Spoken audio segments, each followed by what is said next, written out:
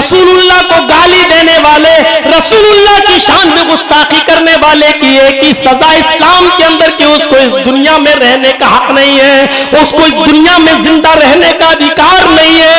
मेरे प्यारे साथ अंदाजा लगा सकते हैं मोहब्बत का मयार क्या है। एक सहाबी रसूल है, उनकी बीवी है, बच्चा उनकी बीवी के पेट में है।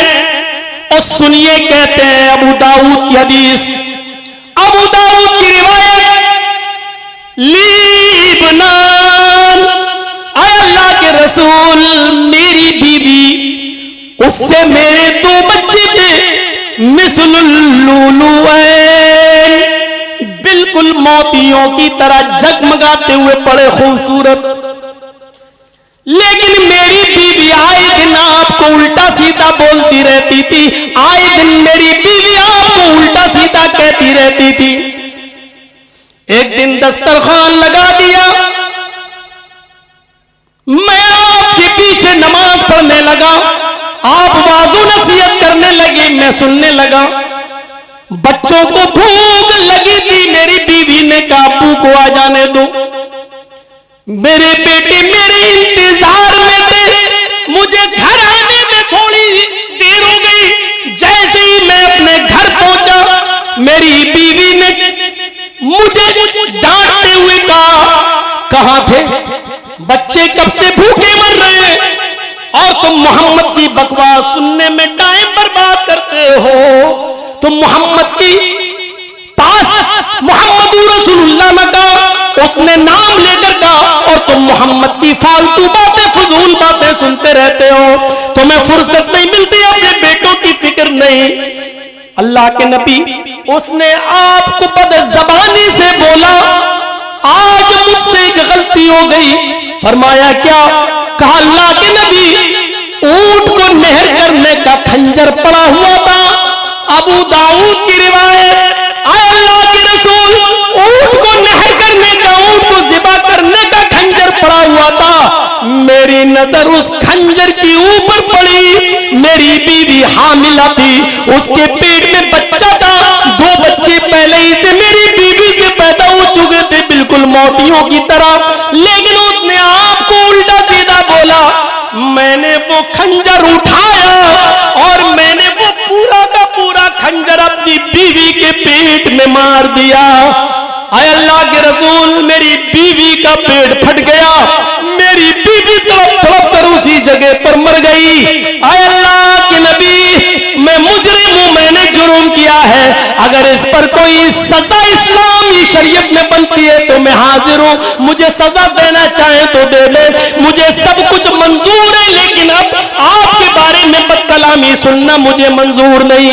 आपको कोई बुरा भला कहे तो ये सुनना मुझे मंजूर नहीं। अल्लाह के नबी फरमाते हैं, जाओ, अल्लाह के सिपाहियों से इंतकाम नहीं लिया जाता, क्योंकि ये कुरान का फैसला, ये हदीस का फैसला है, दुनिया में किसी को नाहक कत्ल नहीं किया जाएगा। लेकिन रसूलुल्लाह को गाली देने वाले, रसूलुल्लाह की शान में गुस्ताखी करने वाले की एक ही सजा इस्लाम के अंदर कि उसको इस दुनिया में रहने का हक नहीं है, उसको इस दुनिया में जिंदा रहने का अधिकार नहीं है। मेरे प्यारे साथियों, अल्लाह के नबी ने उस औरत से कोई इंतकाम नहीं लिया, उस औरत से कोई बदला नहीं लिया।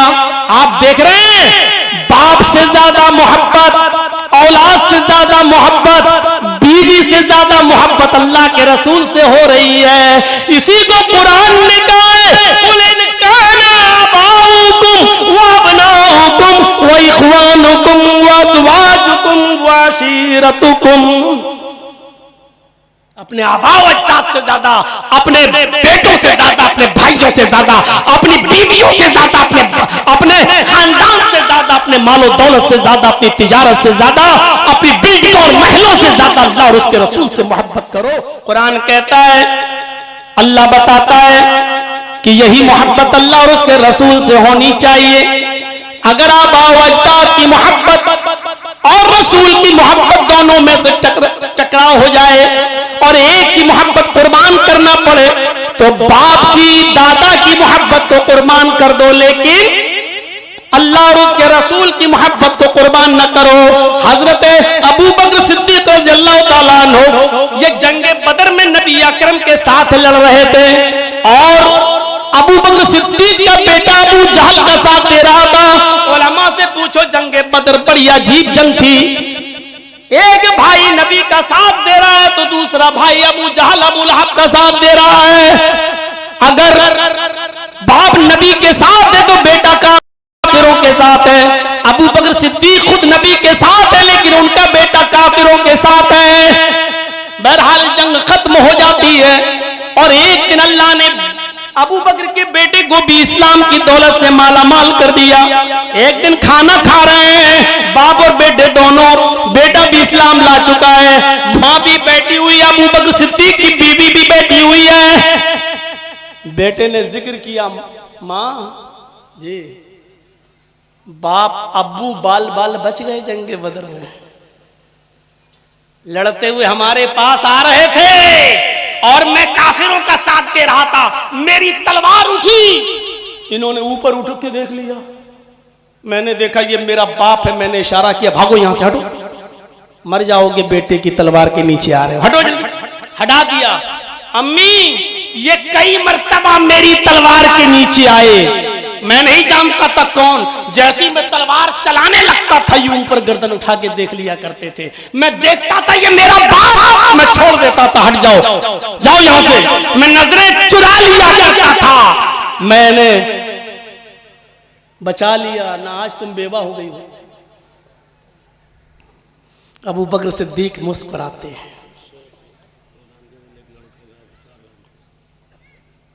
लीजिए कर दीजिए, हमको तो नहीं मालूम कहाँ का है, यही का, इसी गांव का, जनवार।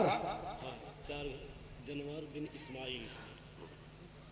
देखिए जनवार बिन इस्माइल का बेटा गुम हो गया है, वालिदैन परेशान हैं, जिनको मिल जाए वो राजू की चक्की के पास स्टेज पर आ जाए। जनवार इस्माइल साहब का बेटा है, जनवार कैसे नाम रखते हैं यार, जनवार, चलिए जो भी, जनवार इब्न इस्माइल। 4 घंटे से बच्चा गायब है, जिसको भी मिले वो राजू की चक्की के पास स्टेज के पास पहुंचा दे। तो बाप मुस्कुराए, अबू बकर सिद्दीक मुस्कुराए, कहा कि बेटे तुमने अपनी मां को बड़ा खुश कर दिया कि हमने छोड़ दिया, लेकिन ये कभी सोचा कि मैं बार बार तेरी ही तलवार के नीचे क्यों आ रहा था? बाप ने कहा, बेटे ने कहा, हाँ अब्बू ये तो पता ही नहीं, आप बार बार मेरी तलवार के नीचे क्यों आ रहे थे?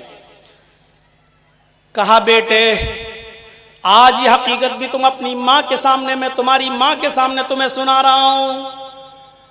सुनो, बहुत आसान है बेटे की मोहब्बत में मोबाइल दे देना और रात के 2 बजे तक उसको चलाने की इजाजत दे देना। बहुत आसान है बेटे की मोहब्बत में जो जबान से निकले फौरन पूरा कर देना, लेकिन यहां मोहब्बत का मयार देखो। अबू बकर कहते हैं, सुनो मेरी बीवी,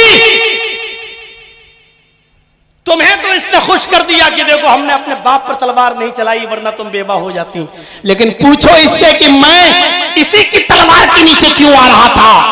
दरअसल मैदाने जंग में मैं इसी को तलाश कर रहा था, और जब ये मेरी नजर के सामने आता था, काबे के रब की कसम, ये अल्फाज है तज़किरतुल हुफ़्फ़ाज़ के अल्लामा शम्सुद्दीन ज़हबी की किताब के, कसम है उस ज़ात की जिसके कब्जे में मोहम्मद की जान है, मेरी भी जान है, सारी कायनात की इंसानियत की जान है। मैं मैदाने जंग में इसको अपना बेटा ही नहीं मान रहा था, मैं लड़ते लड़ते इसके पास पहुंचता था और मैं इसे मोहम्मद रसूलुल्लाह का दुश्मन समझ रहा था, लेकिन जब मैं इसके करीब गया मेरा पैर फिसल गया और मैं जमीन के ऊपर गिर गया। इसी को मौका मिल गया और ये तलवार उठाता था, मैं इसकी तरफ नजर उठा के देख लेता था, ये तो मुझे बाप समझकर छोड़ दिया करता था। कसम है उस ज़ात की जिसके कब्जे में मेरी जान है, आए मेरे बेटे, अगर तू मेरी तलवार के नीचे आ गया होता, मैं तो आया, तूने लिया, अगर मैदाने जंग में तू मेरी तलवार के नीचे आ गया होता तो मैं अपनी तलवार से तेरी गर्दन को जुदा कर देता, कलम कर देता। ये नहीं देखता कि मरने वाला मेरा बेटा है, बल्कि ये सोच कर कि ये जनाब मोहम्मद रसूलुल्लाह का दुश्मन है, मैं तेरी गर्दन उड़ा देता। सच बताइए कैसे लग रहे हैं और आप? बड़ा अजीब मौजू है मोहब्बत रसूल, और साथ में और लगा हुआ है उसके तकाजे। रसूल की ये मोहब्बत हमसे क्या तकाजा करती है? अबू बकर का अपने बेटे को ये जवाब देना हमें कौन सी तालीम दे रहा है और क्या सिखा रहा है? फजर की नमाज पढ़ने के लिए खुद चले जाओ, अस्सलातु खैरुम मिनन नौम की आवाज सुनकर खुद चले जाओ, और तुम्हारा बेटा जो बिस्तर पे सो रहा है इसलिए नहीं जगाओ क्योंकि उसको सुबह 8 बजे स्कूल जाना है, जबकि उसकी उम्र 16, 17 और 18 साल की हो गई है। मेरे प्यारे साथियों, मोहब्बत जो अबू बकर की अपने बेटे को थी, और जब टकरा गई अल्लाह और उसके रसूल की मोहब्बत से बाप की मोहब्बत, तो बाप ने बेटे के सिलसिले में क्या जवाब दिया कि मैं मोहम्मद का दुश्मन समझ के तुझे कत्ल कर देता, मैं ये नहीं समझता कि ये मेरा बेटा है। अब तसव्वुर करो, हम अपने आप को देखें कि हम कौन सी मोहब्बत का मयार पूरा कर रहे हैं और मोहब्बत के मयार पर हम कितना उतर रहे हैं। हम जरा गौर करें, सुलह हुदैबिया के मौके पर वो मंजर भी उठाइए। यही है, यही है। मुसलमान लोग सिर्फ बच्चे पैदा करना जानते हैं, तरबियत नहीं। लाओ भाई स्टेज पर, आ जाओ बेटा। देखो इसके बाप हम मिल जाए तो ले लो, नहीं तो हम ले जाएंगे इसको लखनऊ। आ जाओ, आ जाओ स्टेज पर। चलिए चलिए, मिल गया भाई। बाप की मोहब्बत बड़ी अजीब होती है हमको। माँ सुरमा उरमा तो बहुत लगाए हो।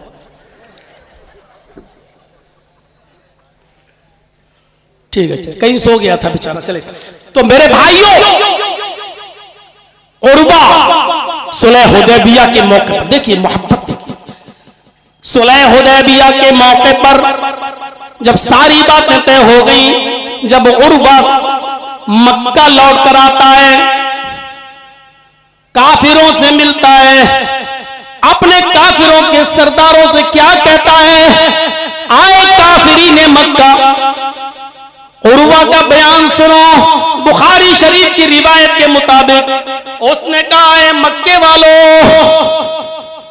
लात उज़्ज़ा की कसम, मनात की कसम, जिनकी वो इबादत करते थे, लात उज़्ज़ा और मनात की कसम, बदुस्वा यऊज़ यऊक नस्र की कसम।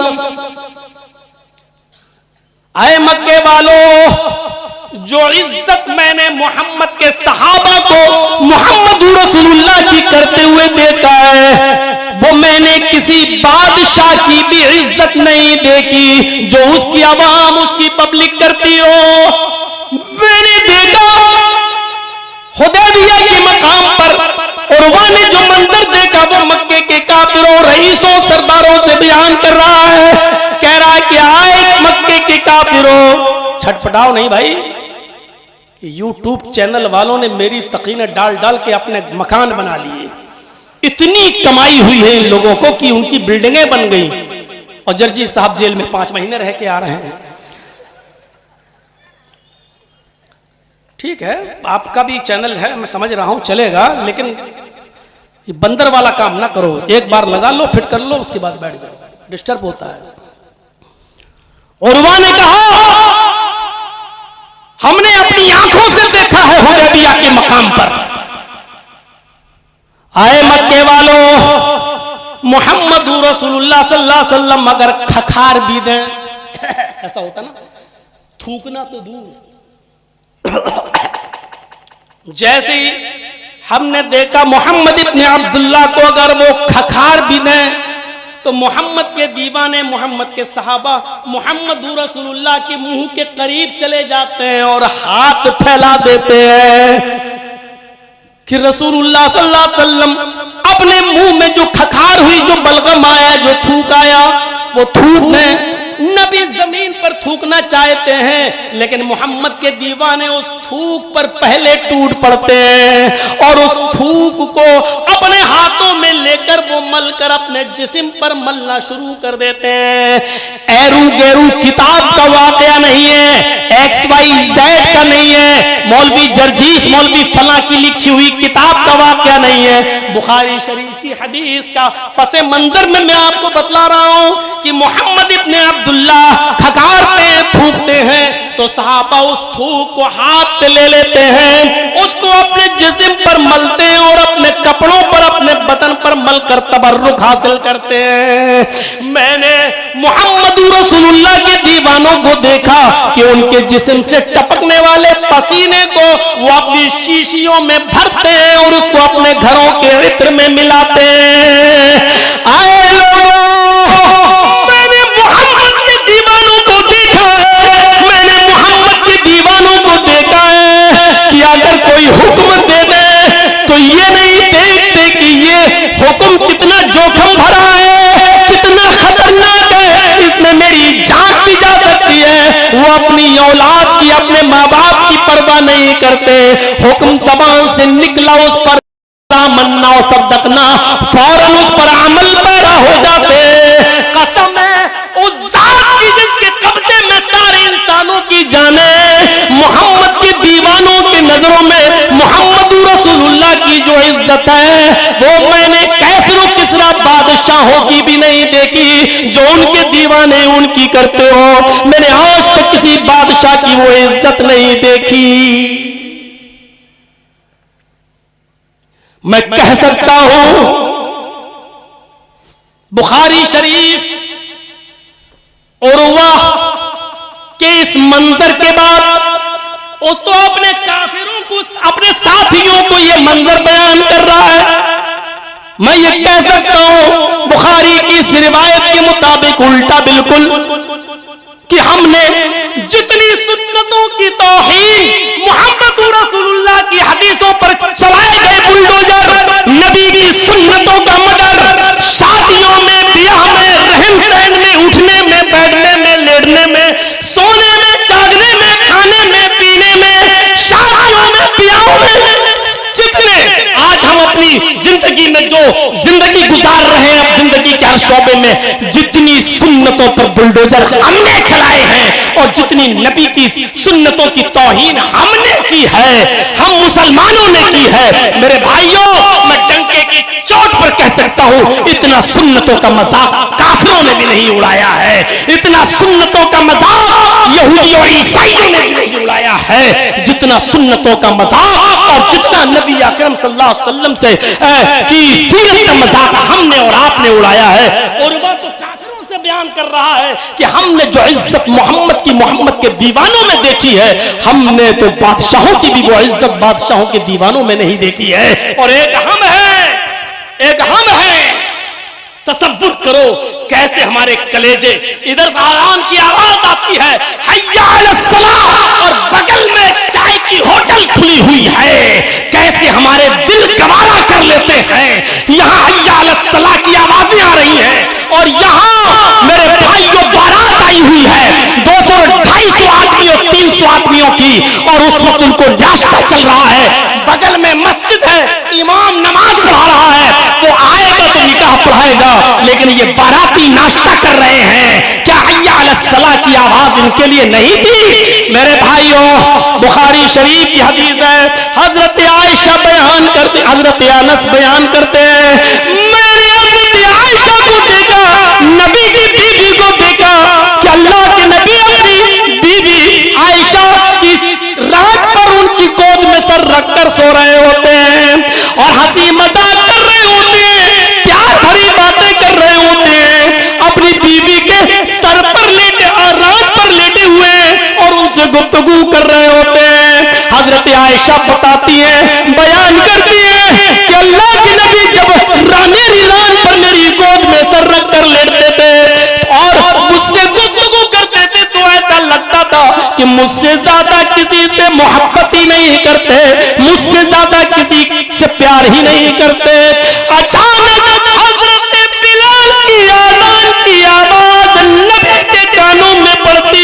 अल्लाहु अकबर अल्लाहु अकबर जैसे ही आवाज नबी के कानों में आती, हजरत आयशा बयान करती है, बुखारी की रिवायत है कि आजान का जुमला आते ही वो मुझे धक्का देते, वो मुझे गिरा देते, वो मुझे धुतकार देते, वो मुझे अपनी गोद से सर हटाकर हाथों से धक्का दे देते।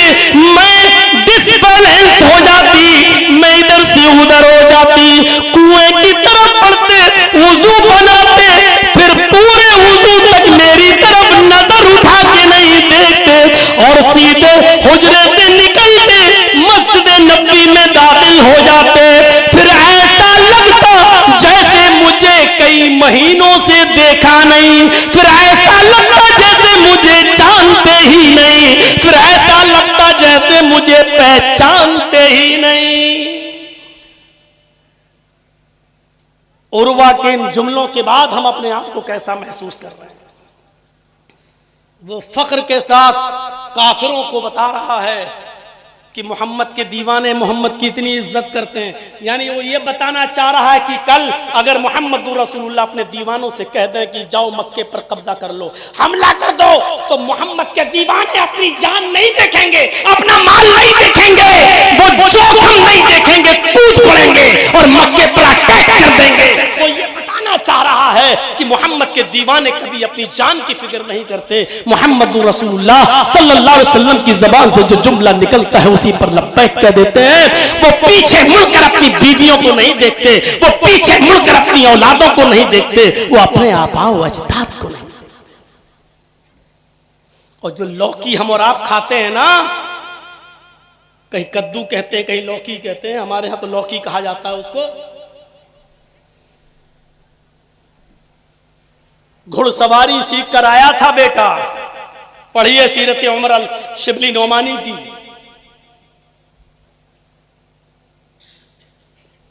घुड़सवारी करके तलवार चलाना सीख रहा था उमर फारूक का बेटा, और घर में आया पसीना बहाते हुए, अब्बू भूख लग रही है, क्या पका हुआ है? कहा बेटे रखा हुआ है, खा लो। ढक्कन हटाया, क्या देखता है वही लौकी पकी हुई है।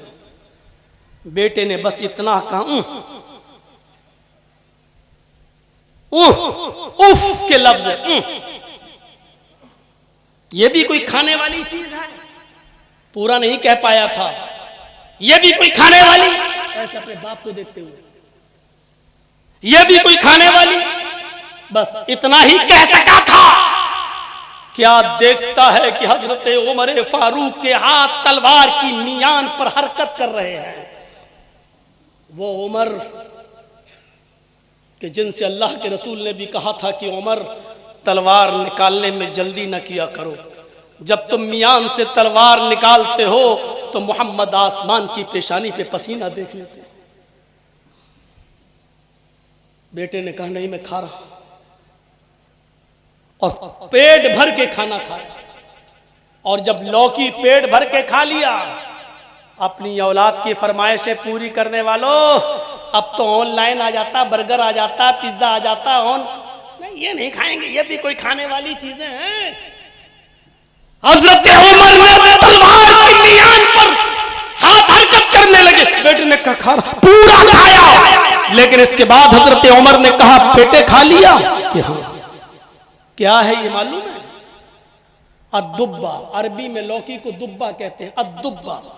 का अच्छा, मैंने अपने नबी जनाबे मोहम्मद रसूलुल्लाह को इस लौकी के बारे में देखा है कि गोश्त में पड़ी होती थी, तो आप गोश्त की बोटियां छोड़कर पहले लौकी खाया करते थे। कन्नौज वाले हैं कि नहीं?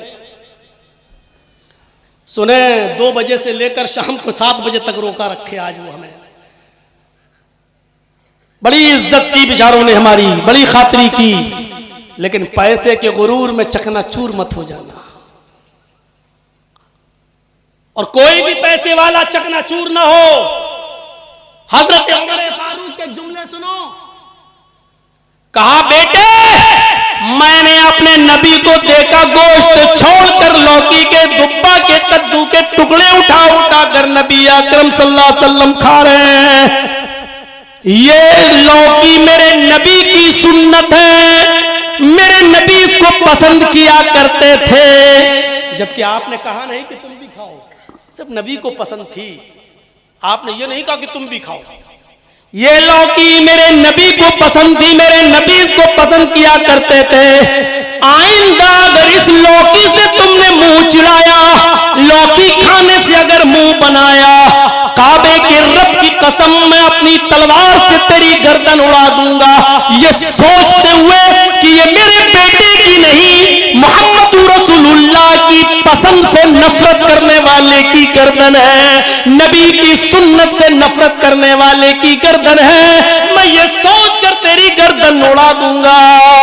मुसलमानों, दूर दराज से आए हुए, सुना है आज कई जगहों से बसें आई है, मेरे प्यारे भाइयों सुन लो और गौर करके देखो कि मोहब्बत का क्या पैमाना है आज हमारे पास, रसूलुल्लाह सल्लल्लाहु अलैहि वसल्लम से मोहब्बत का क्या मायार है हमारे पास, मोहम्मद रसूलुल्लाह सल्लल्लाहु अलैहि वसल्लम से मोहब्बत का क्या नमूना है आज हमारे पास। क्या हम ऐसी मोहब्बत जनाब मोहम्मद रसूलुल्लाह सल्लल्लाहु अलैहि वसल्लम से करते हैं? यहां तो गलत क्या है, मौलाना नहीं पसंद कर रहा है तो हम ये खिला देते हैं। बहुत आसान है कह देना, लेकिन हम सोच पैदा कर रहे हैं। उनकी सोच क्या थी, हमारी सोच क्या है? मोहब्बत का मायार तो देखो। हमारे शौर का मंजर याद है, 50 मरतबा अपनी मस्जिद के मिंबर पर खड़े होकर अपने खतीबों से सुना होगा आपने। हुक्म, यहां काफिरों ने प्लान बना लिया और हर कबीले के सरदार ने यह प्लान बनाया कि आज मोहम्मद रसूलुल्लाह के घर में घुसकर हम सब लोग नबी अकरम पर हमला करेंगे, ताकि खून का इल्जाम किसी एक कबीले पर ना आए बल्कि सब पर आए, और ये कुरैश, ये बनु हाशिम के लोग फिर सब लोगों से बदला नहीं ले सकेंगे, सारे कबीलों वालों से जंग नहीं लड़ सकते। अल्लाह ताला ने जिब्राइल को भेजकर नबी अकरम सल्लल्लाहु अलैहि वसल्लम को बाखबर कर दिया कि ऐसी ऐसी प्लानिंग है। अल्लाह के नबी ने हजरत अली को बुलाया और कहा, अली आज की रात तुम मेरे बिस्तर पर मेरी चादर ओढ़कर सो जाना, तुम्हें कोई खतरा महसूस करने की जरूरत नहीं, क्योंकि लोगों की अमानतें मेरे पास रखी हुई हैं, कल उनकी अमानतें उनके हवाले कर देना। अमानत देख रहे हैं आप, यहां तो अपने भाइयों की जमीनों जायदादों पर भी कब्जा किए बैठे हैं। अल्लाह के रसूल को अमानतों की इतनी फिक्र थी कि काफिरों ने मारने का प्लान बना लिया, लेकिन आपको फिक्र थी कि अगर मैं चला गया तो लोगों की अमानतें मेरे पास रह गईं, लोग हमको क्या कहेंगे कि मोहम्मद तो गया और मेरा माल भी लूट के ले गया, मेरा माल भी मार के ले गया, नऊज़ु बिल्लाह मिन ज़ालिक, ये काफिर कहेंगे। आपने कहा अली फला फला की ये अमानत है, उनके हवाले कर देना और तुम मुझे फला जगह पर मिलना, तुम भी मदीना लौट कर मेरे पास चले आना।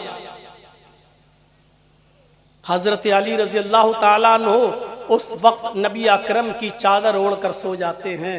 कितना बड़ा खतरा मोल लिया, क्योंकि काफिरों का प्लान तो था पूरा का पूरा हमला करने का। हजरत अली चादर ओढ़कर सो रहे हैं। हजरत अली ने फरमाया कि मुझे डर नहीं था, क्योंकि अल्लाह के रसूल ने कहा था कि तुम सुबह लोगों की अमानतें देखकर तुम भी चले आना मदीना। तो जब नबी ने कहा तो सारी दुनिया झूठी हो सकती है, नबी का फरमान कैसे झूठा हो सकता था? इसलिए मुझे डर नहीं था, मैं जानता था कि काफिर मुझ पर हमला नहीं करेंगे, क्योंकि अल्लाह के रसूल ने फरमाया कि तुम लोगों की अमानतें वापस कर देना, यानी बगैर अमानतों को वापस किए हुए मैं जाऊंगा नहीं, इतना यकीन था। सूरह यासीन पढ़ी और अल्लाह के रसूल निकल गए। काफिरों की आंखों पर अल्लाह ने पर्दा डाल दिया, उनको दिखाई नहीं। अल्लाह के नबी और अबू बकर सिद्दीक जब गए, आगे बढ़ते गए, जिन लोगों ने हज किया होगा, उम्रा किया होगा, उनको मालूम होगा कि मक्का से चंद मील के फासले पर गारे सौर है। वहां पहुंचते हैं, काफिरियां पीछा कर रहे हैं। अल्लाह के नबी सल्लल्लाहु अलैहि वसल्लम एक गार में छिप जाते हैं। हजरत अबू बकर सिद्दीक कहते हैं, रुक जाइए, पहले इस गार के अंदर मुझे जाने दीजिए, देख लेता हूं कि इस गार के अंदर कोई मौजी, कोई खतरनाक चीज तो नहीं है। हजरत अबू बकर सिद्दीक उस गार में छिप जाते हैं, उस गार के अंदर घुसते हैं, छोटे छोटे सुराखों को देखते हैं। एक चादर थी उनके पास, उसको कर देते हैं और कहते हैं अल्लाह के नबी अब आप अंदर आ जाइए। अल्लाह के नबी उस गार के अंदर दाखिल होते हैं। फरमाया अबू बकर सिद्दीक बैठ गए। अल्लाह के नबी आप अपना सर मेरी रान के ऊपर रख लीजिए। अल्लाह के नबी ने अपना सर रान के ऊपर रखा अबू बकर सिद्दीक के और सो गए। जब सोए तो अबू बकर सिद्दीक की आंखें नजरें गार की दीवार पर पड़ी कि दो छोटे छोटे सुराख अभी नजर आ रहे हैं। तो उन्होंने सोचा कपड़ा तो खत्म हो गया है, अपने पैर के दोनों अंगूठे उन दोनों सुराखों पर लगा दिए। ऐसे करके उन दोनों सुराखों पर अपने अंगूठे लगा दिए। नबी अकरम की रान का सर अबू बकर की रान पर है। एक मौजी जहरीला जानवर निकलता है और हजरत अबू बकर सिद्दीक के अंगूठे में काटता है। अबू बकर सिद्दीक को उस जहरीले जानवर के काटने की तकलीफ तो हो रही है, लेकिन अपना पैर नहीं हिलाते, अपना अंगूठा नहीं हिला रहे हैं, अपने पैरों को जुम्बिश नहीं दे रहे हैं। अगर मैंने पैरों को जुम्बिश दी, अगर मैंने पैरों को हरकत दी तो पैर हिल जाएंगे, और अगर पैर हिल गए तो जनाब मोहम्मद रसूलुल्लाह सल्लल्लाहु अलैहि वसल्लम की आंख खुल जाएगी, आपकी नींद में डिस्टर्ब हो जाएगा। गौर करो, रसूल की जात से भी मोहब्बत, और ऐसी मोहब्बत कि पैर में जहरीला जानवर काट रहा है लेकिन पैर नहीं हिला रहे। अगर पैरों को जुम्बिश दे दी तो पैरों में हरकत होगी, और पैरों में हरकत हुई तो नबी की आंख खुल जाएगी। लेकिन तकलीफ और दर्द की वजह से आंखों से आंसू आ गया, और आंसू गिर गया, टपक गया, और वो आंसू का कतरा मोहम्मदुर रसूलुल्लाह के नर्मो नाजुक गाल पर गिरता है। आंसू की गर्मी ने मोहम्मदुर रसूलुल्लाह को बेदार कर दिया। आपकी आंख खुल गई, और जैसे ही नबी अकरम की आंख खुली, नबी अकरम ने कहा अबू बकर क्या हो गया तुम्हें? अब जाग ही गए तो अब क्या छिपाऊं? फरमाया किसी जानवर ने काट लिया। आपने कहा ये तो जहरीला जानवर है। कहा कोई बात नहीं, घबराओ नहीं। अपना लुआब दहन, अपने मुंह का थूक लुआब लिया और हजरत अबू बकर सिद्दीक के अंगूठे पर जहां जहरीले सांप ने या बिच्छू ने काटा था वहीं पर लगा दिया। हजरत अबू बकर फरमाते हैं जिस वक्त लगाया उसी वक्त मुझे ऐसी ठंडक महसूस हुई कि फिर लगता था कि दर्द का कोई असर ही नहीं है। क्यों ना लोग समझ ही नहीं पाए, मोहम्मद रसूलुल्लाह अकेले नहीं चलते हैं। जब ये चाहते हैं तो रब की रहमतें भी इनके साथ चलती हैं, बरकतें भी इनके साथ चलती हैं। रहमतों और बरकतों का यही तो मतलब होता है। और अल्लाह ने नमाज जब फर्ज की तो कहा था कि हम यही रहमतें और बरकतें तो आपको दे रहे हैं। अस्सलामु अलैका अय्युहन नबी व रहमतुल्लाहि व बरकातुहू। नबी जब चलता है तो रब की रहमत भी उसके साथ चलती है, बरकत भी उसके साथ चलती है। तो मेरे भाइयों, ऐसा कैसे हो सकता है कि लुआब दहन लगाएं और अबू बकर सिद्दीक ठीक ना हो? मैं ये वाकया बयान करके सिर्फ इतना बताना चाहता हूं, ये मोहब्बत का कौन सा मायार था, ये मोहब्बत की कौन सी कसौटी थी कि पैर में बिच्छू काट रहा है लेकिन पैर नहीं हिला रहे हैं कि नबी की आंख खुल जाएगी। ये मोहब्बत का कौन सा मायार था? और हम तो शादियों में जब आतिशबाजी चलाते हैं तो उस वक्त ही सोच लिया करें जो बंदूक की फायर कर रहे हैं या जो आतिशबाजी चला रहे हैं ये बंदूक की फायर। अल्लाह के नबी ने कहा था कि मन तशब्बह बिकौमिन फहुवा मिनहुम, ये मजूसियों की अलामत है। जो जिस कौम की मुशाबहत करेगा कयामत के दिन उसी के साथ उठाया जाएगा। मेरे भाइयों, तसव्वुर करो, हम निकाह जैसे सुन्नत जैसे अजीम काम के लिए जा रहे हैं, लेकिन उस सुन्नत जैसे अजीम काम में भी हम मजूसियत हमारे यहाँ दाखिल हो जाती है। हिंदुआना रस्म 250-300 बारातियों की फौज, बल्कि चोरों लुटेरों की फौज तैयार हो जाती है, गासिबों और डाकुओं की फौज तैयार हो जाती है। मेरे प्यारे साथियों, हम ये भी नहीं सोचते हैं कि लड़की वाला कितना गरीब है, उसने कहीं बैंक से लोन तो नहीं लिया है अपनी बेटी के हाथ पीले करने के लिए। इस बेचारे ने कहीं हमारी मनमानी बात को तस्लीम तो नहीं किया है, लड़की वाला किसी को कहते कि भाई 20 आदमी ले आना, ठीक है ले जाओ। लड़की वाला कहते 50 आदमी ले आना, चलो ठीक है ले आओ। लेकिन लड़की वाले से ये कहना नहीं साहब 50 में हमारा नहीं बनेगा, 150 आदमी आएंगे, ये भीख ये लड़की वालों के घर पर इस तरीके की सिफारिश करने वालों सुन लो, तुम उस खाने को खाने जाते हो, उसने थूका और तुमने चाटा। उसकी दिक्कत यह है कि बेचारा 50 को खिला सकता है और तुम 150 खिलवा रहे हो। तुम कह रहे हो साहब 50 में तो कुछ नहीं होगा मेरा, 200 से कम में नहीं बनेगा। वो कह रहा मेरे पास 50 की ताकत है और तुम 200 मनवा रहे हो, यानी वो दावत दे नहीं रहा, तुम जबरदस्ती ले रहे हो। ये कहां का इंसाफ है, ये कहां की दावत है? और तुम इसको कहते हो साहब लड़की वाला बुला रहा है, अगर कोई खुशी से बुलाए तो जाने में क्या हर्ज है, ये खुशी से बुला रहा है। लड़की वाला कह रहा है 50 लोगों को ले आओ, आप 200 लेके जा रहे हो, आप 250 लेके जा रहे हो और आप कह रहे हो साहब उसने मान तो लिया है, मजबूरी में माना है। उसकी मजबूरी को उसकी रजामंदी तस्लीम मत कीजिए। ये कौन सा मायार था? जंगे खंदक खत्म हो जाती है, जंगे खंदक खत्म हो जाती है। एक यहूदिया औरत अल्लाह के रसूल की दावत देती है, सुनिए।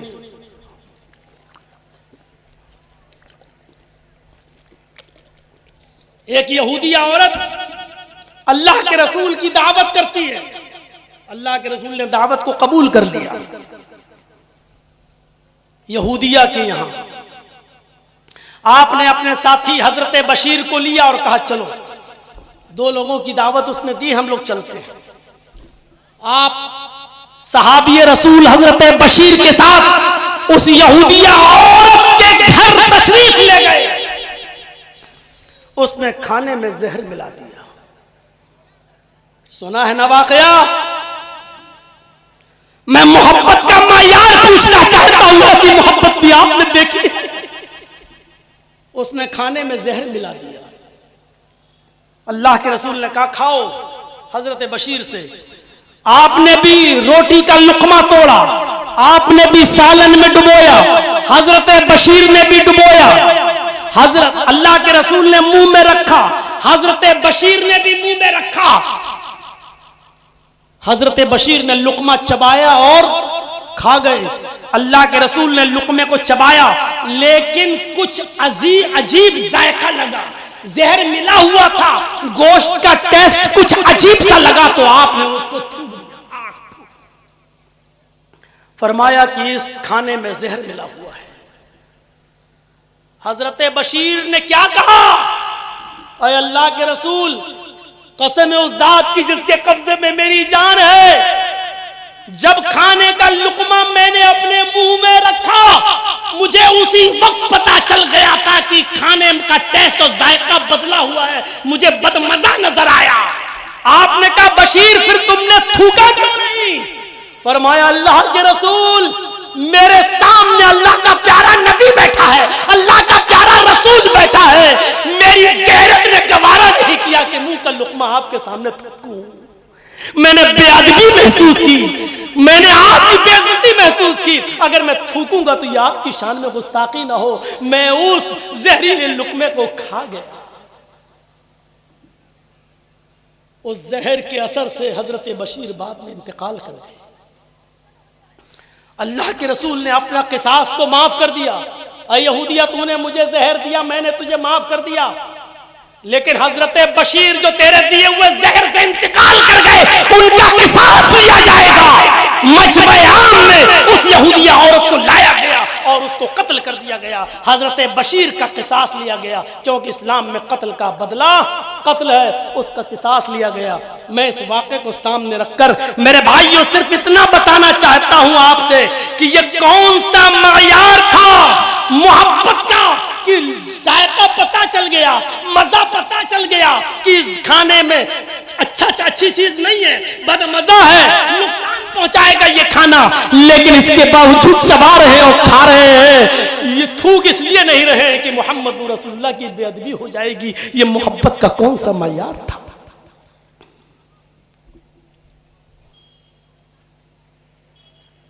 एक सहाबी, और पूछो ये उलमा बैठे हैं, पूछो, अल्लाह के रसूल ने एक सहाबी के हाथ में सोने की अंगूठी देखी, और मुस्लिम शरीफ की हदीस, एक सहाबी के हाथ में सोने की अंगूठी देखी, आपने देखा है, उठाओ मुस्लिम शरीफ किताबुल लिबास, आपने फरमाया इधर आओ, ये सोने की है। हाँ। आपने निकाला, फनज़अहू, आपने उसको निकाला, फतरहू, और आपने उस अंगूठी को जमीन पर फेंक दिया। और सुन लो, मोहब्बत रसूल का ये कौन सा मयार था? सोने की अंगूठी को साहब ये रसूल की उंगली से निकाल रहे हैं और उसको जमीन पर फेंक दिया, और कहा किसी मर्द के लिए जायज नहीं कि वो सोने की अंगूठी पहने। क्या कहा? किसी मर्द के लिए जायज नहीं कि वो सोने की अंगूठी पहने। इससे क्या नतीजा निकलता है? इससे नतीजा निकलता है कि औरतें सोने की अंगूठी पहन सकती हैं, मर्द के लिए जायज नहीं है। अल्लाह के नबी ने उस सोने की अंगूठी को जमीन पर फेंका और आगे बढ़ गए। जब अल्लाह के नबी आंखों से ओझल हो गए तो सहाबा किराम की एक जमात वहां बैठी थी, खड़ी तशरीफ रखी हुई थी। किसी ने फरमाया उठा लो, इन्होंने कहा क्यों? उठा लो, इन्होंने कहा क्यों? कहा सुना नहीं। साहबा क्या कह रहे हैं? सुना नहीं। मोहम्मद रसूलुल्लाह ने फरमाया किसी मर्द के लिए जायज नहीं कि वो सोने की अंगूठी पहने। मेरे भाई इस अंगूठी को उठा ले, अपने घर में अपनी माँ को, बहन को, बेटी को, बीबी को, किसी को दे देना, उनके पहनने के काम आ जाएगी। आए धमाई जमाऊ वालों, कंडौज वालों, काबू अकनाफ से मुख्तलिफ अजलास से तशरीफ लाने वालों, सुबह फजर की नमाज के बाद ये तकरीर मुख्तलिफ यूट्यूब चैनलों पर आ जाएगी और पूरी दुनिया इसको सुन लेगी। जो तकरीर आपकी घमाई चौमाऊ में हो रही है, सुबह 10 बजे तक ये पूरी दुनिया में गूंजने लगेगी, फैलने लगेगी। आजकल सोशल मीडिया इतनी आगे बढ़ चुकी है, इतनी तरक्की कर चुकी है। हाँ सुनो मेरे भाइयों, ये आवाज मेरी वो लोग भी सुनेंगे जो यहाँ मौजूद नहीं। जब वो सुनेंगे तो उनको भी इस बात का एहसास होना चाहिए ये मोहब्बत रसूल का कौन सा मयार था, ये कौन सी कसौटी थी। साहबा कह रहे कि इस अंगूठी को उठा लो, अपने घर की माँ, बहन, बेटी, बीवी को दे देना, वो पहन लेंगी, क्योंकि नबी ने मर्दों के लिए हराम करार दिया है, औरतों के लिए नहीं। लेकिन जिस सहाबी के उंगली से सोने की अंगूठी निकाल कर फेंकी थी, उस सहाबी का जवाब ये था, मैं कैसे इस अंगूठी को उठा लूं जो जमीन पर पड़ी हुई है, क्योंकि मेरे नबी ने, मोहम्मद रसूलुल्लाह ने सोने की अंगूठी को मेरी उंगली से निकालकर मेरी पॉकेट में नहीं डाला, मेरे हाथ में देकर ये नहीं कहा जाओ अपने घर में माँ, बहन, बेटी को पहना देना, बल्कि मेरे नबी ने इस अंगूठी पर नफरत की नजर डाली है और मेरी उंगली से निकालकर जमीन पर फेंक दी है। मेरे नबी ने जिस नफरत भरी नजर से इस अंगूठी को देख लिया है, मैं उस अंगूठी को जमीन से उठाकर अपनी माँ को, अपनी बहन को, अपनी बेटी को और अपनी बीवी को पहनाना भी गवारा नहीं करूंगा। मेरे नबी ने उस अंगूठी पर नफरत की नजर डाली है, मैं उस अंगूठी को भी न उठाना गवारा नहीं करूंगा। जबकि अल्फाज ये थे कि किसी मर्द के लिए जायज नहीं, लेकिन वो साहबी ने क्या कहा, मेरे हाथ में कहां दी, वो तो जमीन पर फेंक दी, और जिस अंगूठी को मेरे नबी ने जमीन पर फेंका हो, मैं उसको उठाकर अपने घर की किसी औरत, किसी लेडी को, किसी खातून को पहनाना भी गवारा नहीं करता। ये मोहब्बत रसूल का कौन सा मयार था? कहां है? कुछ तो सोचें हम, कुछ तो अंदाजा लगाएं हम। उम्मे हबीबा नबी की बीवी थी।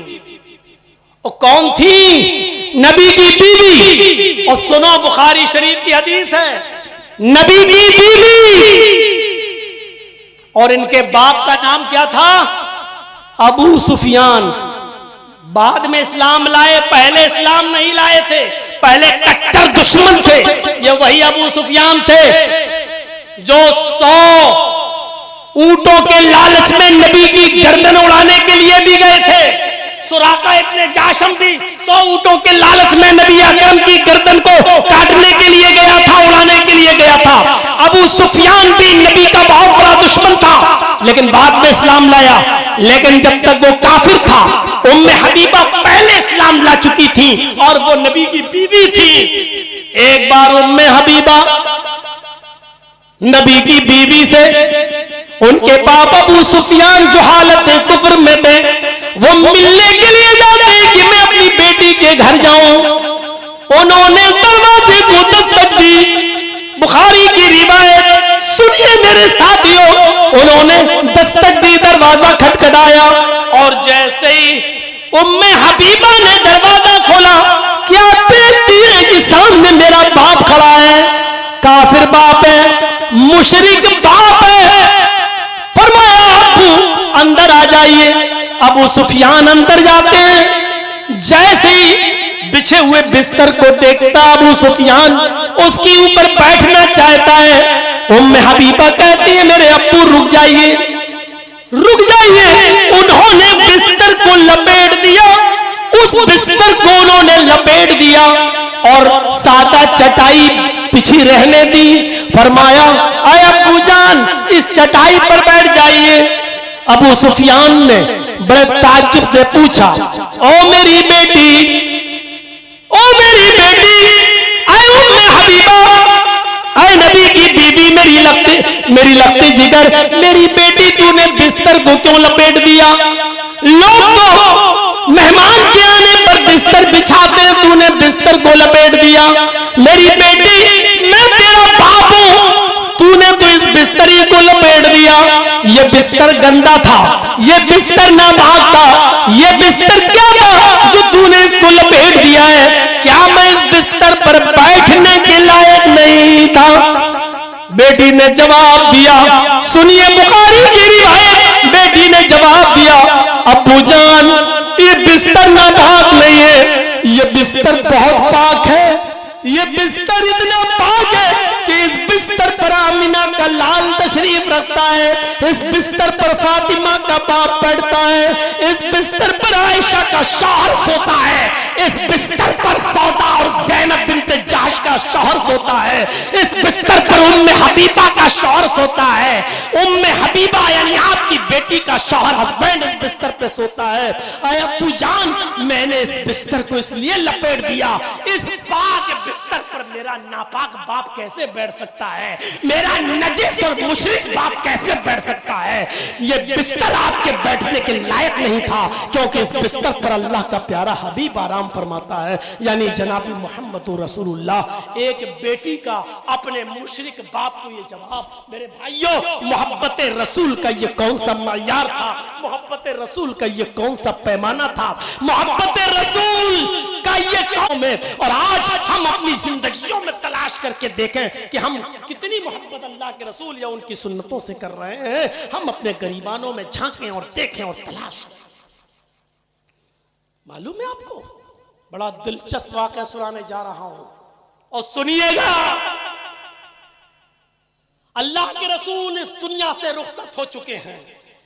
अबू बकर का जमाना आया, 2 साल खिलाफत की, अबू बकर भी इस दुनिया से रुखसत हो गए। उमर फारूक का जमाना आया, हजरत उमर फारूक रज़ी अल्लाह ताला अन्हु के दौर में बड़े बड़े मार्का, बड़ी बड़ी जंगें हुई, बहुत से इलाके फतह कर लिए गए, लेकिन बड़ा मुश्किल था किसरा को फतह करना। किसरा बादशाहों का लक़ब हुआ करता था उस जमाने में, तो उसको फतह करना बड़ा मुश्किल था उस बादशाह के इलाके को। कभी जंग होती थी, हारते थे, ये होता था। एक दिन ईरान के बादशाह ने, ईरान के बादशाह का लक़ब किसरा हुआ करता था, तो ईरान के बादशाह ने खबर भेजी, आइए हम मुज़ाकरात के लिए तैयार हैं, लड़ाई लड़ने से कोई फायदा नहीं है, जंग लड़ने से कोई फायदा नहीं है। आजकल भी होता है, दो मुल्कों के दरमियान जब तनाज़ा होता है तो पहले बातचीत के जरिए मसाइल हल किए जाते हैं। तो ईरान के बादशाह ने, किसरा ने एक पैगाम भेजा उमर फारूक के पास, अमीरुल मोमिनीन अपने कासिदों को भेजिए, अपने एलचियों को भेजिए, अपने दूत को भेजिए, आए हमसे बातचीत करें और बातचीत के जरिए मसाइल को हल कर लेते हैं। आइए देखते हैं। हजरत उमर फारूक ने 2 लोगों को बातचीत के लिए भेजा। 2 सहाबी रसूल बातचीत के लिए ईरान जा रहे हैं।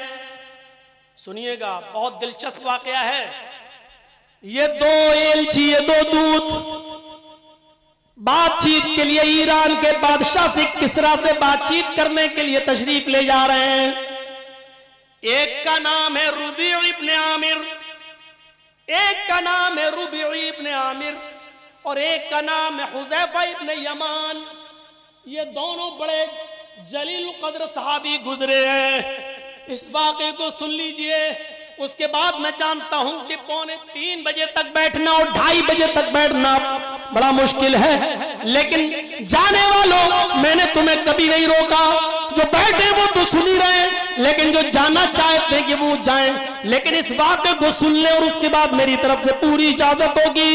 वो जाना चाहे तो चले जाएं, लेकिन इस वाक़े को सुन ले, ये हमारी तरफ से थोड़ी सी रिक्वेस्ट है आपसे। 2 सहाबी हैं, एक का नाम है रुबई इब्न आमिर और एक का नाम है हुज़ैफा इब्न यमान। इन दोनों सहाबियों को हजरत उमर फारूक ने ईरान भेजा, जाओ और बातचीत करके आओ और सुनो, दब कर समझौता नहीं करना, अपनी शर्तों पर समझौता करना, उनकी शर्तों पर समझौता नहीं होगा। जाओ, बातचीत तो करना ही है, बातचीत करने के लिए बुलाया जा रहा है। आइए, बड़े बड़े साहूकारों की पतलूनें अब ढीली होंगी। सुन्नत रसूल पर देखते हैं कितना अमल हो रहा है आज हमारी सोसाइटी पर। ये दोनों सहाबियों का जूता हमारी पूरी जिंदगी में हमारे गाल पर पड़ता रहेगा और हमें एहसास दिलाता रहेगा कि सुन्नत पर अमल क्या होता है। और इन सहाबियों ने बादशाह के दरबार पर भी सुन्नत रसूल को झुकने नहीं दिया, सुन्नत रसूल का मजाक नहीं उड़ाने दिया। रुबी इब्न आमिर, हुज़ैफा इब्न यमान ईरान में दाखिल हो जाते हैं। आजकल की तरह गूगल मैप नहीं था कि नक्शा लगाया और चल दिए साहब, गाड़ी को दौड़ाया और पहुंच गई मंजिल मकसूद पर। आजकल की तरह लाइटें भी नहीं लगी हुई थी, कुमकुम में जल रहे हो और पहुंच जाएं अपनी मंजिल मकसूद पर। थपेड़े खाते हुए, गर्मी में झुलसते हुए, घोड़े घर तो गुबार चेहरे पर उड़ती हुई, इसी हाल में ईरान पहुंचते हैं।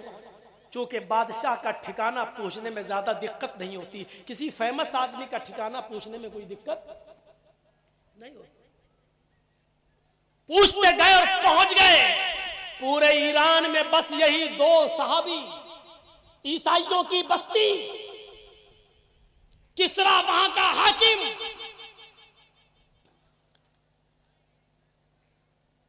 जैसे ही किसरा के दरबार में पहुंचते हैं, दरवाजे पर गार्ड खड़ा हुआ है, दरबारी खड़ा हुआ है। इन दोनों को अंदर जाने से रोकता है। कौन हो? इन दोनों ने जवाब दिया, मैं हजरत उमर फारूक का भेजा हुआ दूत हूं, एलची हूं, कासिद हूं। आपके बादशाह ने हमें मुज़ाकरात के लिए, बातचीत के लिए बुलाया है। हम बातचीत के जरिए मसाइल को हल करने आए हैं। कहता रुक जाओ, अंदर से खबर लेके आना पड़ेगा बादशाह से। गया और 2 कपड़े लेकर आया। कहने लगा कि हाँ, इजाजत तो मिल गई किसरा की तरफ से, लेकिन हमारे दरबार में दाखिल होने के कुछ उसूल हैं, कुछ ज़ाब्ते हैं। हमारे बादशाह से, किसरा से मिलने के लिए यहां का शाही लिबास पहनना पड़ता है। तुम अपने फटे पुराने कपड़े पहनकर किसरा के दरबार में दाखिल नहीं हो सकते। होता है, हॉस्पिटल की ड्रेस अलग होती है, ट्रेन में टीटी की ड्रेस अलग होती है, कोर्ट में वकीलों की ड्रेस अलग होती है। ऐसे ही बादशाह से मिलने के लिए, किसरा से मिलने के लिए किसरा ने भी अपनी एक ड्रेस बनाई थी कि जो भी हमसे मिलेगा तो हमारी मुतय्यन करदा ड्रेस पहनेगा, उस ड्रेस में ही वो हमसे मिल सकता है। होता हर जगह का उसूल। रुबी इब्ने आमिर ने और हुज़ैफा इब्ने यमान ने उस ड्रेस को लेने से इनकार कर दिया और फरमाया कि सुनो, अपने बादशाह से किसरा से कह दो कि मैं जो कपड़े पहन कर आया हूं मैं उन्हीं कपड़ों में तुमसे मुलाकात करूंगा। मुझे तुम्हारा दिया हुआ लिबास बिल्कुल पसंद नहीं है, मुझे तुम्हारा शाही लिबास नहीं पहनना है। मैं वही लिबास पहनता हूं जो हमारे नबी जनाब मोहम्मद रसूलुल्लाह सल्लल्लाहु अलैहि वसल्लम ने मुतय्यन किया है, हमें बताया है। और हम अपने ड्रेस में, अपने लिबास के अंदर अंदर जाएंगे। अपने बादशाह से पूछ कर आओ। अच्छा, ये गार्ड, ये दरबारी फिर अंदर जाता है और उसने कहा, ऐसा ऐसा जवाब दिया गया। किसरा ने कहा उनको अंदर आने दो, अगर बातचीत के जरिए मसले हल नहीं किए गए तो मामला बिगड़ जाएगा। उन दोनों को अंदर आने दो। जब गार्ड ये खबर लेकर आ रहा था, उस वक्त हजरत रुबी इब्ने आमिर की तलवार का दस्ता ढीला हो गया था। तलवार जो कपड़े से बंधी हुई थी उसका दस्ता होता नहीं, तलवार का एक दस्ता होता है हाथ, तो वो ढीला हो गया था। तो जैसे टेलर लोगों के पास, दर्जियों के पास कतरने होती है ना, उस कतरन से, उस कपड़े के टुकड़े से वो तलवार का दस्ता बांध रहे थे, ऐसे करके कस रहे थे उसको। दरबारी हंसते हुए कहने लगा, आए उमर फारूक के कासिदो, अपनी टूटी हुई तलवारों से किसरा जीतने का ख्वाब देख रहे हो? इन टूटी हुई तलवारों से ईरान पर हुकूमत करने का ख्वाब देख रहे हो? किसरा की ताकत से टकराने का ख्वाब देख रहे हो? इस टूटी हुई तलवार से तुम किसरा फतह करने का सपना देख रहे हो?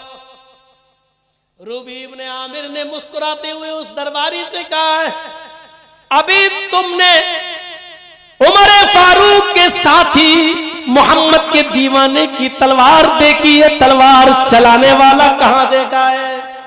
अगर यकीन नहीं आता है तो आए दरबारी तेरे पास जो सबसे मजबूत ढाल हो, जिससे तुम अपने वार को, तलवार के वार को रोकते हो, जो सबसे मजबूत ढाल हो उसको लेकर मेरे सामने आओ और खड़े हो जाओ। दरबारी ने कहा, अच्छा रुक जाओ, मैं लेके आता हूं। सबसे मजबूत ढाल लेकर आया, जिसको बड़ी से बड़ी मजबूत तलवार उसको कुछ नहीं कर सकती थी, इतनी मजबूत ढाल लेकर आया और लेकर खड़ा हो गया।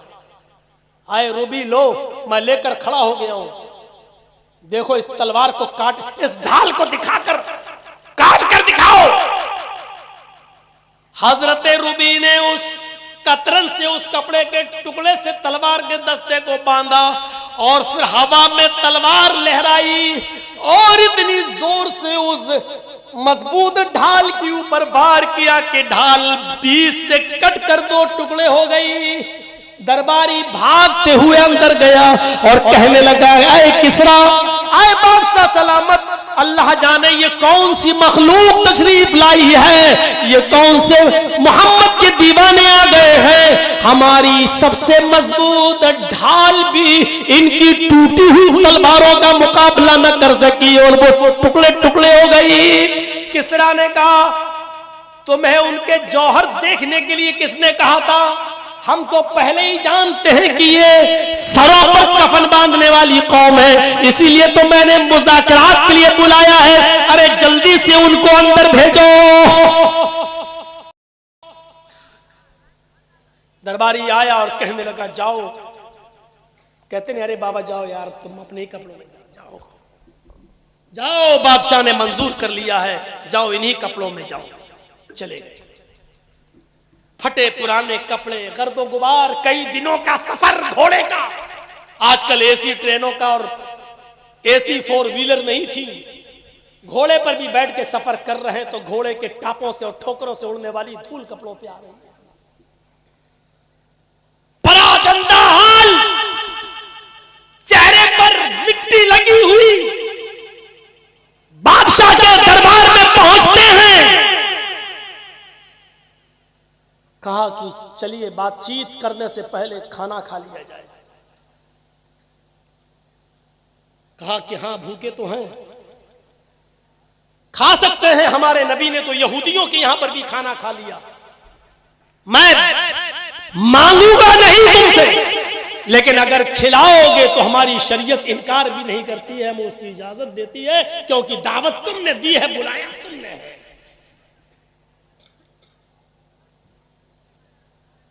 कहा लेकिन बातचीत यहां होगी। कहा कि कहां होगी, हमें वो रूम दिखा दो अपना। बादशाह बातचीत के रूम में लेकर गया, वहीं पर दस्तरखान बिछा हुआ था और खाना लगा हुआ था।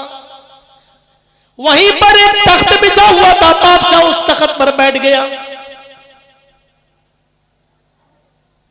हुज़ैफा इब्न यमान ने फरमाया कि आए किसरा, तुम तख्त पर बैठे हो, बातचीत कैसी होगी, मुझे कहां बैठना है। किसरा ने कहा, आए हुज़ैफा,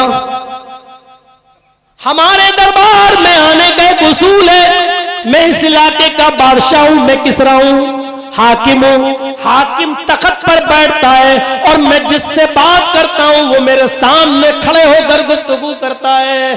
तुम्हें मेरे सामने खड़ा होना पड़ेगा, मुझे इस तख्त पर बैठना है और तुम खड़े होकर मुझसे गुफ्तगू करोगे, क्योंकि मैं इस इलाके का बादशाह हूं। हुज़ैफा इब्न यमान ने फरमाया, आए किसरा, मुझे तुम्हारी ये शर्त मंजूर नहीं है।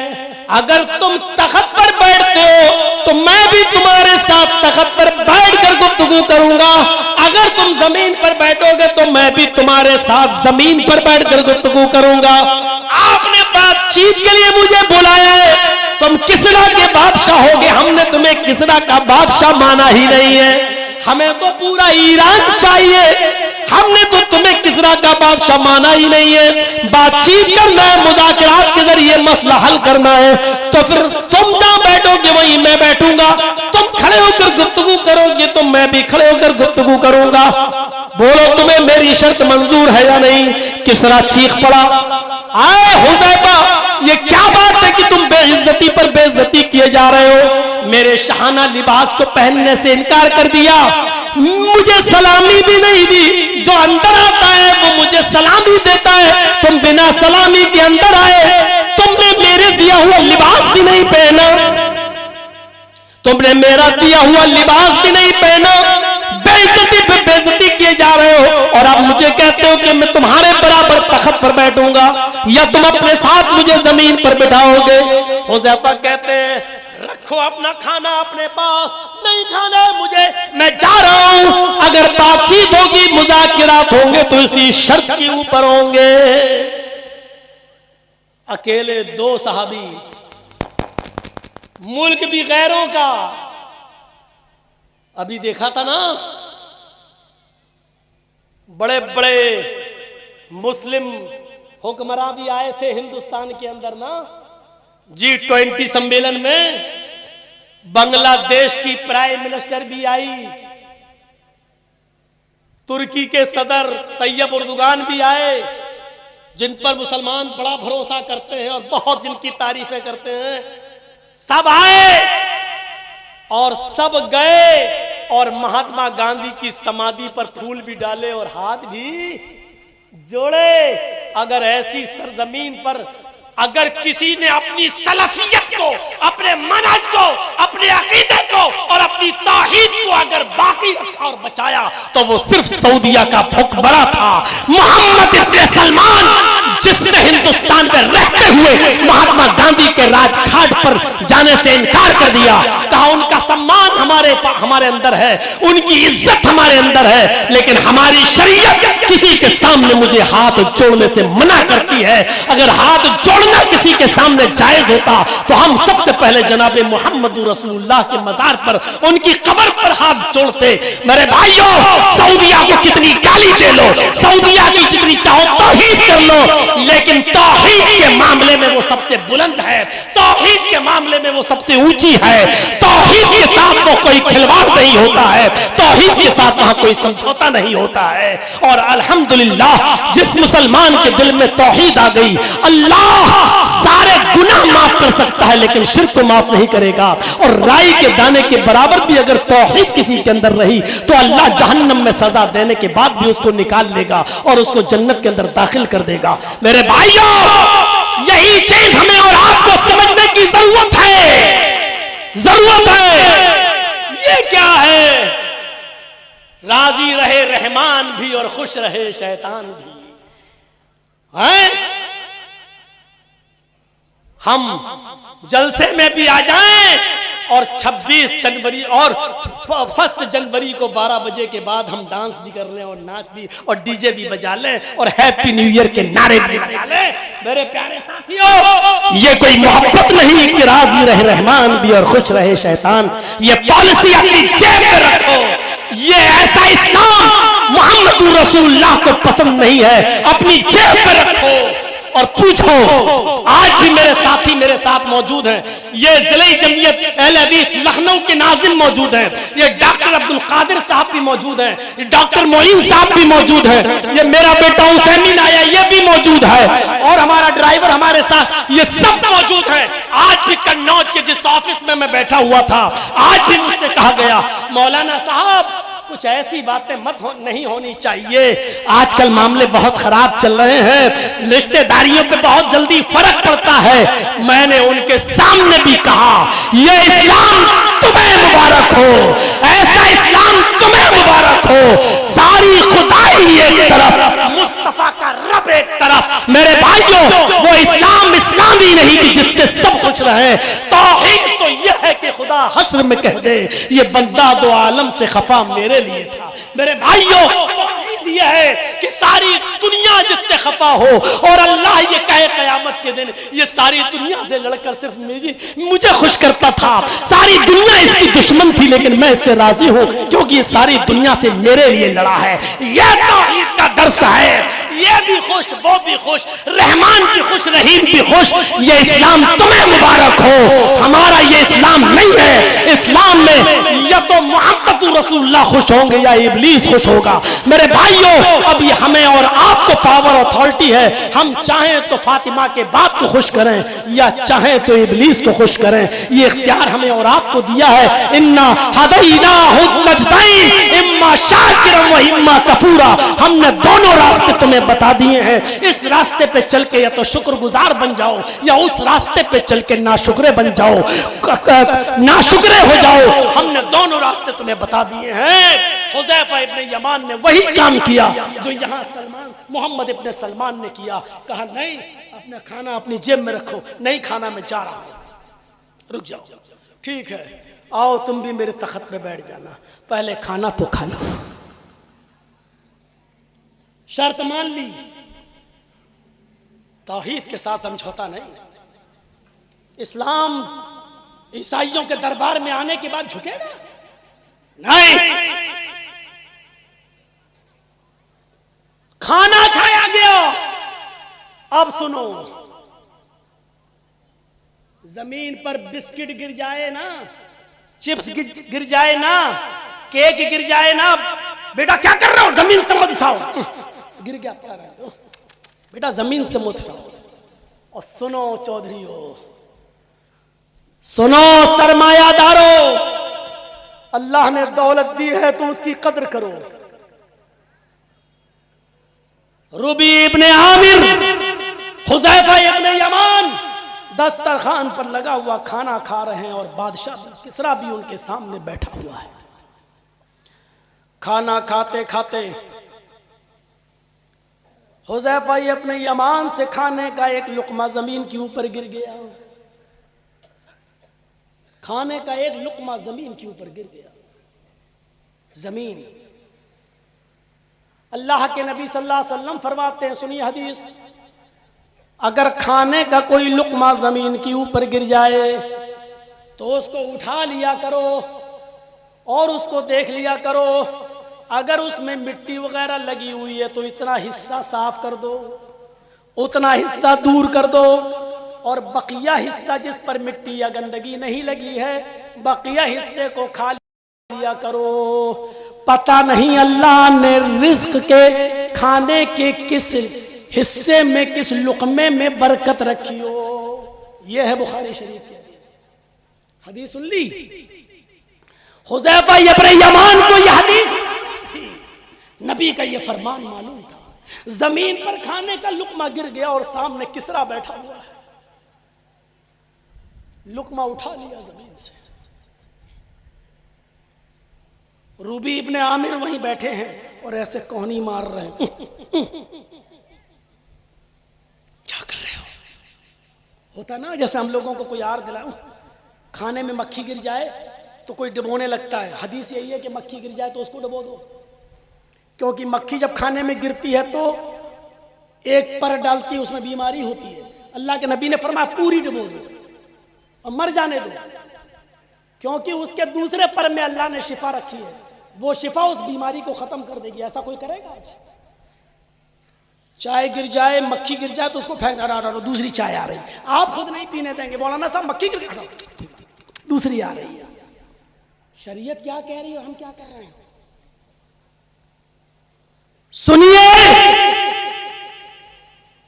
खाने का लुक़मा गिर गया, हुज़ैफा इब्न यमान ने वो लुक़मा उठाया। रूबी इब्ने आमिर कहते हैं, हर जगह अपनी मत चलाओ, कम से कम देखो सामने कौन बैठा हुआ है। हम किसी दूसरी महफिल में बैठे हैं, यहाँ के लोग जमीन पर पड़े हुए लुक़मे को फेंक देते हैं, खाते नहीं है। इशारों में बात की। हुज़ैफा इब्ने यमान ने हंसते हुए कहा और खा लिया।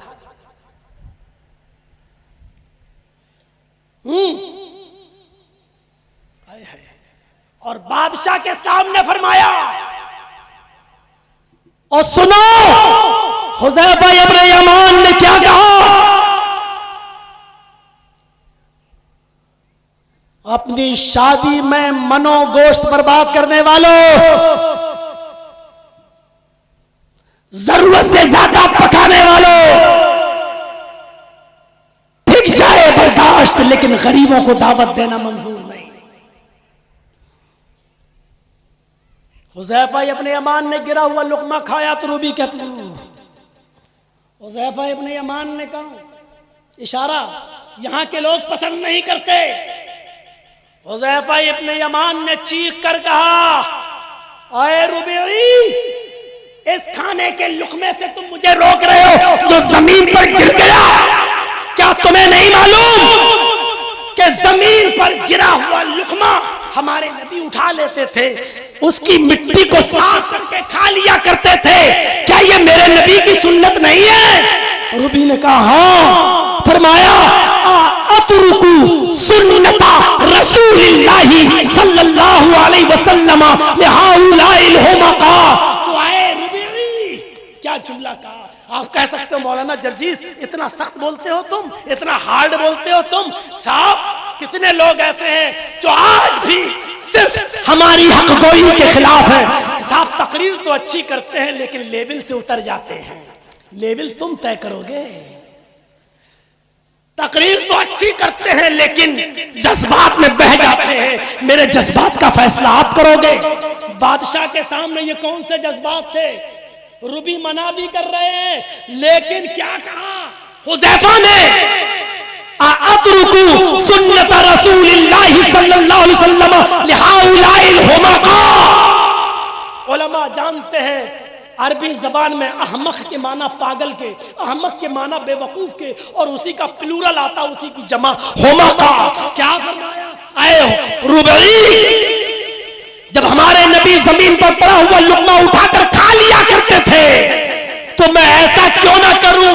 क्या मैं इन बेवकूफों के लिए बादशाह के सामने बादशाह से कह रहे हैं, क्या मैं इन बादशाहों, इन बेवकूफों के लिए, इन पागलों के लिए, इन पागलों की वजह से, इन बेवकूफों की वजह से अतरुकु सुन्नत रसूलिल्लाह, क्या मैं रसूलुल्लाह की सुन्नत छोड़ दूं?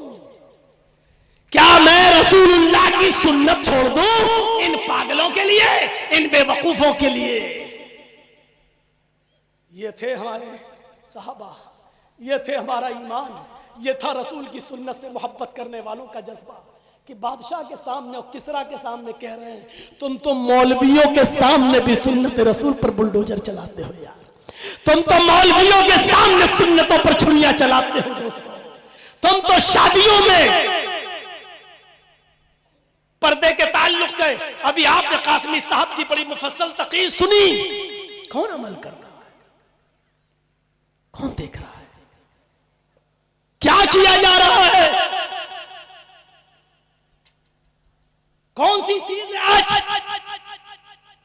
हम तसव्वुर तो करें, गौर तो करें, हम किसना से कहा जा रहा है आतरुकु सुन्नत रसूलिल्लाहि सल्लल्लाहु अलैहि वसल्लम लिहाउलाइल हुमका, क्या मैं इन पागलों के लिए, क्या मैं इन बेवकूफों के लिए सुन्नत रसूल छोड़ दूं? आप अपनी औलाद को जमीन पर गिरा हुआ लुकमा नहीं खिलाओगे, आप जमीन पर गिरा हुआ लुकमा खाना पसंद नहीं करेंगे, और सीधे एक ही जवाब देंगे, जर्जी साहब हम 21वीं सदी में जी रहे हैं, जमाना बहुत तरक्की कर चुका है।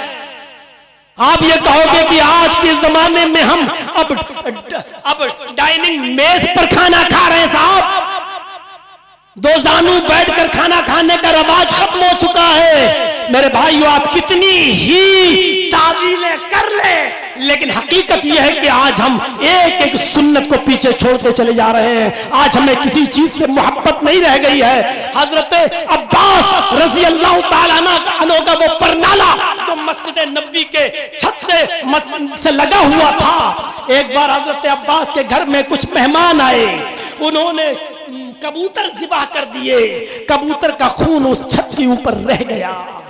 एक दिन बारिश हुई और कबूतर का खून उस कच्ची जमीन से उछल गया और परनाले से बहता हुआ मस्जिद नबवी में गिर गया।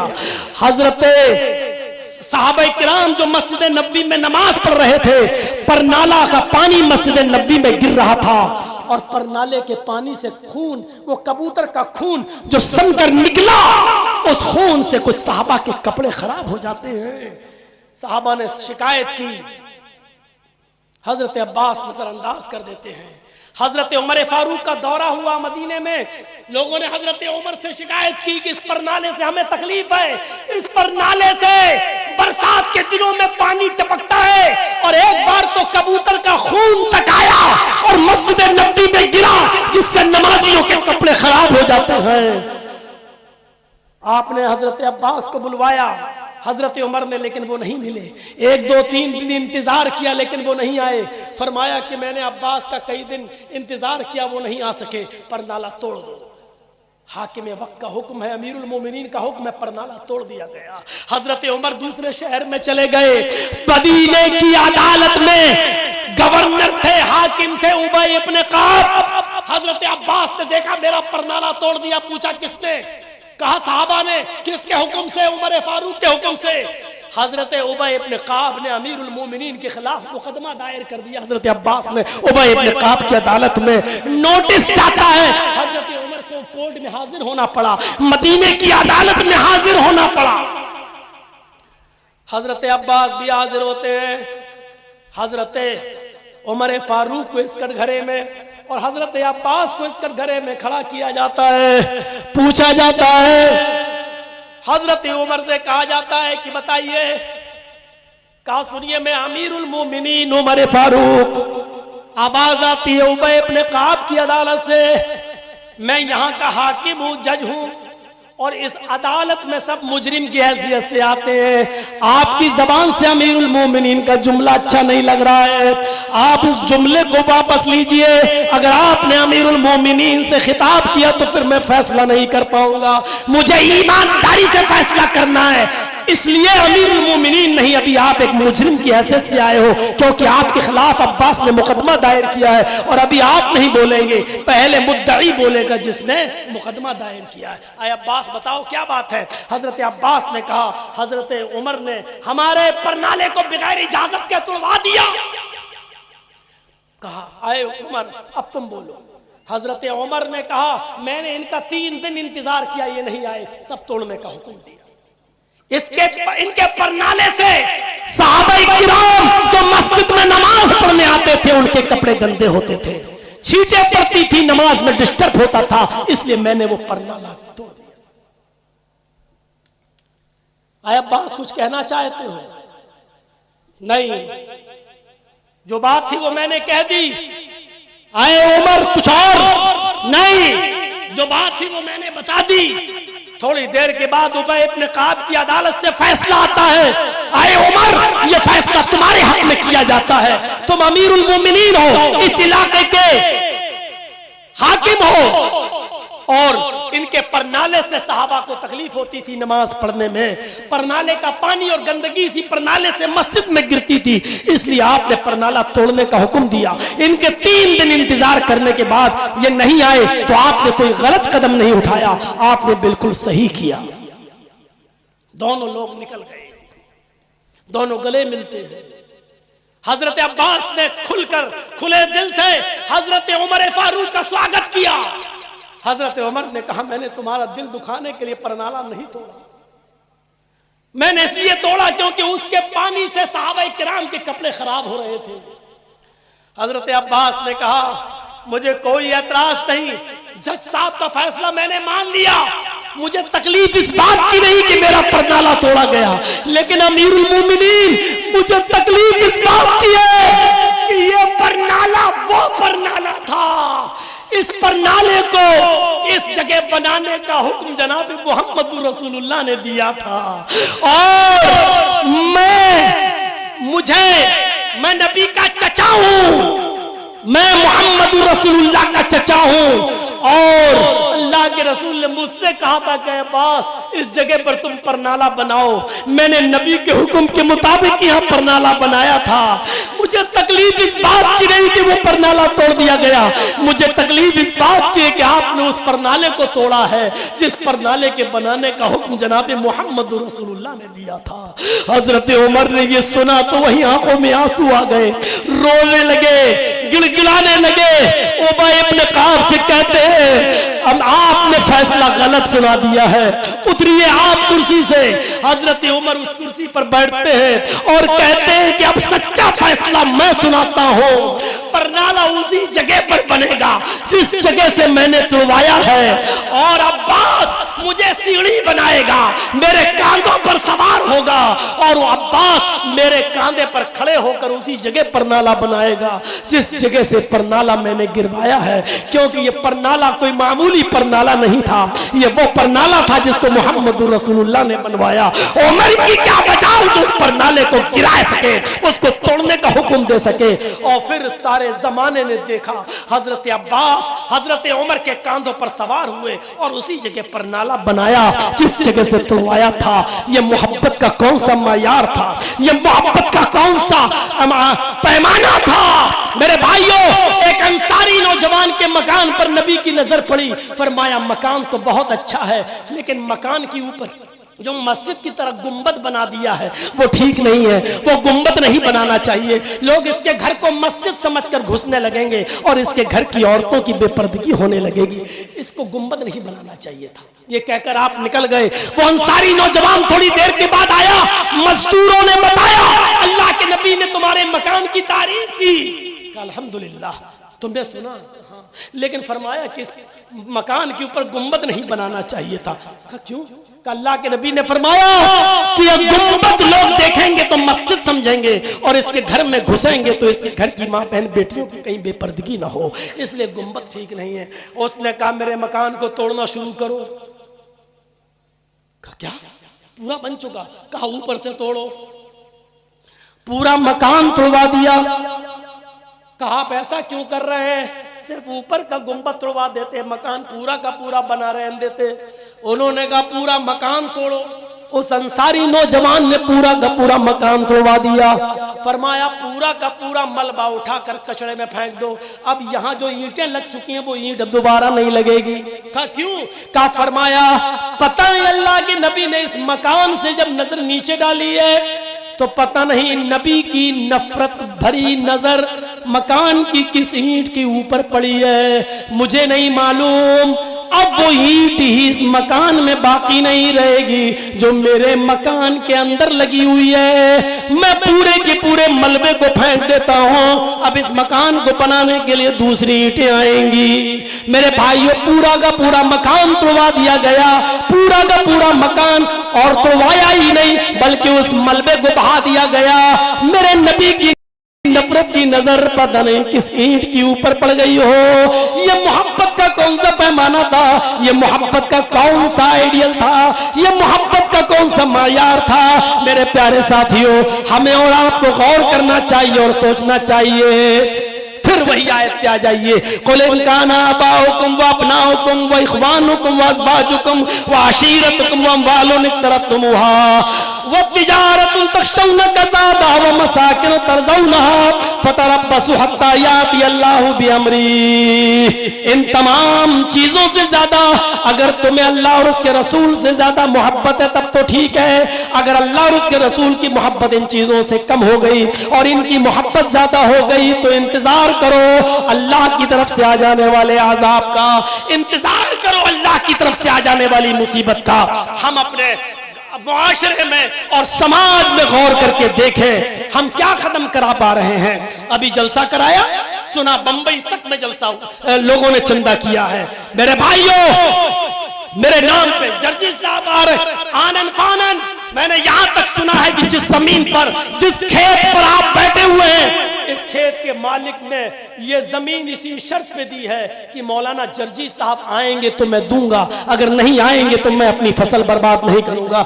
ये दीवानगी है, ये फैन फॉलोइंग है, मान लीजिए, लेकिन इन तमाम चीजों इतनी मोहब्बत जो आप हमसे कर रहे हैं मेरे भाइयों, अल्लाह और उसके रसूल की मोहब्बत इन तमाम मोहब्बतों से ऊपर होनी चाहिए। जो बातें मैंने आपको बताई हैं वो मायार बहुत बुलंद है।